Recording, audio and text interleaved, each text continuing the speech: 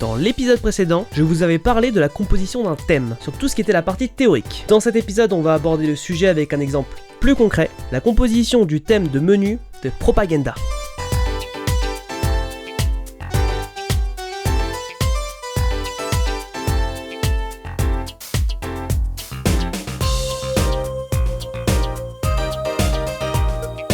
Donc, dans l'épisode précédent, on avait parlé de la composition d'un thème, du déroulé logique. Aujourd'hui, on va passer à la pratique avec une musique pour Propaganda. Pour ceux qui ne se rappellent plus ce qu'est Propaganda, je vous invite à jeter un coup d'œil à l'épisode 1 de OST, où j'en parle justement. Et pour commencer à composer quoi que ce soit, il faut voir ce que l'on nous demande, les intentions, etc. Et donc je laisse parler la concernée sur ce qu'elle veut. Merci beaucoup Aurélien, je suis actuellement en duplex de chez moi pour expliquer à tes abonnés mes intentions de départ quant à la musique de l'écran titre. Et je vais tout de suite arrêter de parler comme ça, puis j'ai pas de micro.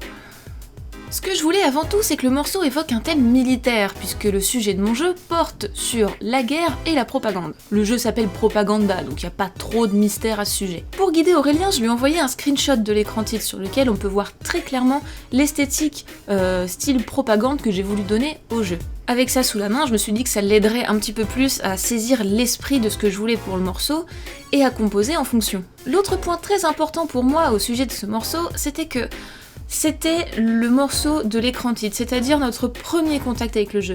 Il fallait que cette musique nous donne envie d'aller se battre au nom de notre belle patrie, qui nous motive quoi. C'était vraiment ce morceau qui allait donner un peu le ton de ce qui se passerait après. Je lui ai donc dit que je voulais quelque chose d'épique et de grandiose, mais avec une contrainte qui était de respecter la direction artistique du jeu, qui se veut plutôt rétro et minimaliste. Donc faire du grandiose avec un côté rétro minimaliste, c'était pas spécialement évident. Voilà donc pour le petit cahier des charges que j'ai donné à Aurélien pour qu'il puisse composer. Donc là, on a tout ce dont on a besoin pour commencer à travailler. Le support, les intentions et là où sera jouée la musique. Nous sommes ici dans un univers plutôt militaire, un style graphique orienté vers le pixel art, et l'idée c'est d'avoir quelque chose qui donne envie, mais qui soit cohérent dans le jeu. Pour ça, on va s'inspirer du jeu Undertale, qui manie habilement la limite entre le rétro et le réaliste, afin de créer cet équilibre pour Propaganda. Il faut également garder en tête que l'on est dans un univers militaire, donc pour ce faire, je vais utiliser 2-3 techniques de derrière les fagots. D'abord, je vais utiliser le bruit de plusieurs militaires qui marchent au pas, ces mêmes pas qui seront synchronisés au rythme de la musique, et également une caisse claire qui va jouer ce que j'appellerais le typical rythme de caisse claire que tout le monde a déjà entendu une fois dans sa vie.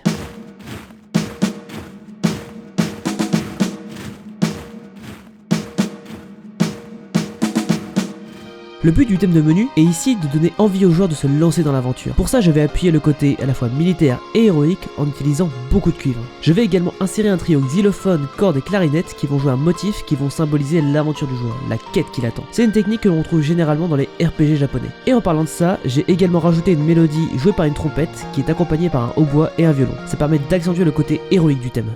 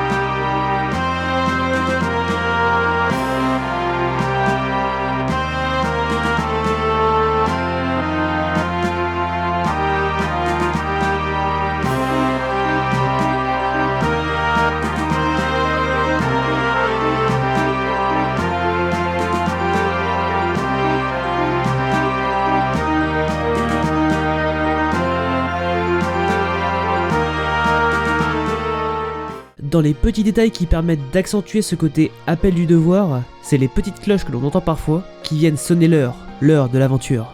Et pour finir le morceau, j'ai rajouté un petit break à la fin, beaucoup plus solennel, pour rappeler que même si c'est l'aventure qui attend le joueur, ça reste la guerre, c'est le champ de bataille et c'est grave.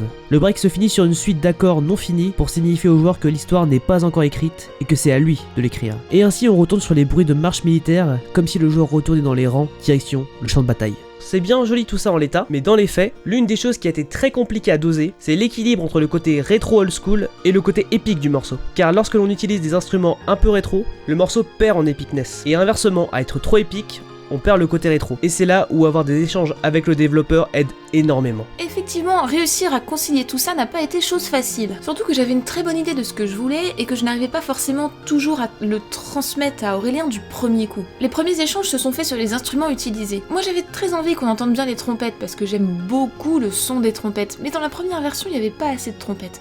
En fait, en règle générale, dans la vie, il n'y a pas assez de trompettes. J'ai dit beaucoup de fois trompette, non ? On est revenu aussi plusieurs fois sur le côté épique. Parfois je trouvais que le crescendo mettait un tout petit peu trop de temps à venir, ce qui rendait le morceau peut-être un brin monotone. Après on a aussi fait des allers-retours sur les basses, parce que je voulais qu'on sente un petit peu plus d'impact dans le morceau, mais combiner rétro et des grosses basses, c'était un peu compliqué. Et on est aussi pas mal revenu sur la fin du morceau. D'ailleurs à un moment Aurélien m'a fait une petite proposition un peu risquée qui était sympathique, mais qui moi convenait pas trop à l'idée que je me faisais vraiment du morceau. Du coup il m'a proposé quelque chose de plus proche de la première version qu'on avait déjà et plus proche du style du morceau actuel, et on a quand même réussi à trouver quelque chose qui nous plaisait à tous les deux, mais cette version n'était pas encore la dernière puisque sur le petit bout de fin je trouvais que ça manquait encore un peu de trompette. Au final, on a dû faire environ 6 ou 7 versions avant d'avoir le morceau définitif. Et oui, ça marche très rarement du premier coup. Et il va falloir s'y reprendre à plusieurs fois pour avoir la version finale. Mais une fois qu'elle est finie, on peut en être fier. Bon, je vais vous faire écouter le morceau en intégralité, mais avant ça, je tiens à remercier la développeuse du dimanche pour cette petite apparition dans cette vidéo. Je vous invite à aller voir sa chaîne. D'ailleurs, je fais une petite apparition dans sa dernière vidéo. Si vous voulez des informations complémentaires, je vous recommande d'aller y jeter un œil. N'oubliez pas que si jamais vous avez des questions, vous pouvez les poser dans la section commentaires. J'espère que ce troisième épisode vous aura plu. Si vous avez des retours à faire, n'hésitez pas, la section commentaires est ouverte et elle n'attend que vous. Si vous voulez me soutenir, n'hésitez pas à partager la vidéo, à lâcher le pouce bleu des familles et à vous abonner pour ne pas louper les prochaines vidéos. On se retrouve la prochaine fois pour une nouvelle vidéo. Tchuss!